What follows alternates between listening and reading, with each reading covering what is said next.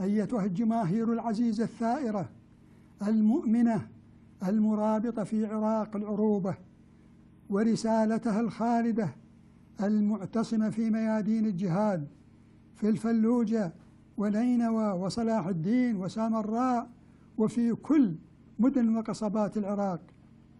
إن شعب العراق وكل قواه الوطنية والقومية والإسلامية معكم تشد على أيديكم وتؤازركم حتى تحقيق مطالبكم العادلة في إسقاط الحلف الصفوي الفارسي.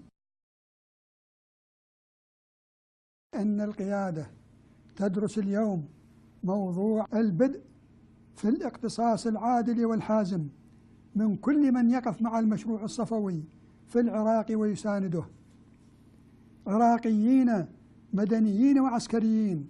نحذر أولا الخونة والعملاء والجواسيس سواء داخل العملية السياسية ومن رموزها العفنة أو خارج العملية السياسية الذين يساندون المشروع الخطير في القول أو الفعل أو العمل في جريمة تدمير العراق وتفريسه وخمأنته، بأن المقاومة الوطنية ستتصدى لهؤلاء قبل المالكي وحلفه الشرير إن لم يتراجعوا ويلتحقوا بشعب العراق.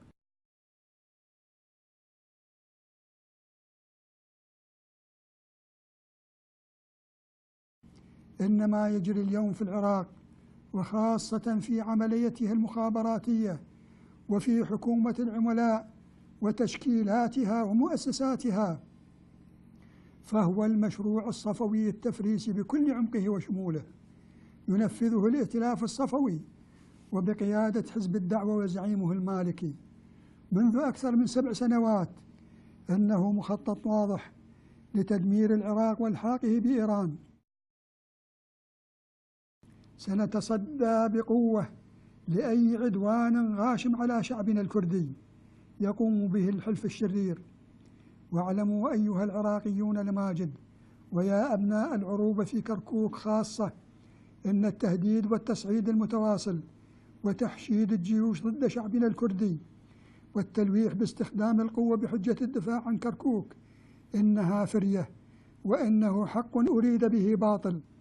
أناشد إخوتي وأبنائي قادة وآمري وضباط وجنود ما يسمى بقيادة عمليات دجلة وجميع فرق الجيش وألويته ووحداته الامتناع مطلقا عن إطلاق أي رصاص على أبناء شعبهم، عربا كانوا أم أكرادا أم تركمانا أم أقليات أخرى، شيعة كانوا أم سنة، مسيحيين كانوا أم مسلمين أو أديان أخرى، بل صوبوا أسلحتكم إلى صدور الجواسيس والعملاء والخونة، إلى صدور دعاة الطائفية البغيضة صفوية كانت أم سنية تكفيرية مقيتة.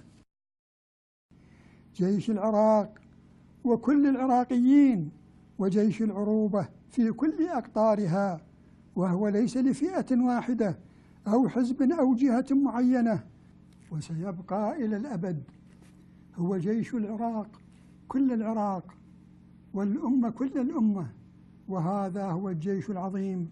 ويعود جيش العراق ليقيم حكم الشعب على أساس مبادئ وقواعد الديمقراطية الشعبية والتعددية في تداول السلطة وحرية الإنسان وحقوقه المشروعة والعادلة. ولا مكان بعد اليوم في عراق الجهاد والكفاح للحكم الشمولي، ولا مكانة للتفرد والإقصاء والاستئثار. وأملنا كبير في هذه الثورة المباركة وقياداتها الوطنية والقومية والإسلامية أن تتوحد وأن تحافظ على وحدة سوريا أرضا وشعبا وحضارة وتاريخا، وأن تحافظ على استقلالها الوطني والقومي، وأن تعي مخططات القوى الإمبريالية والصهيونية والاستعمارية من أن تنال من ثورتكم المجيدة بحجة معاونتكم ومساعدتكم.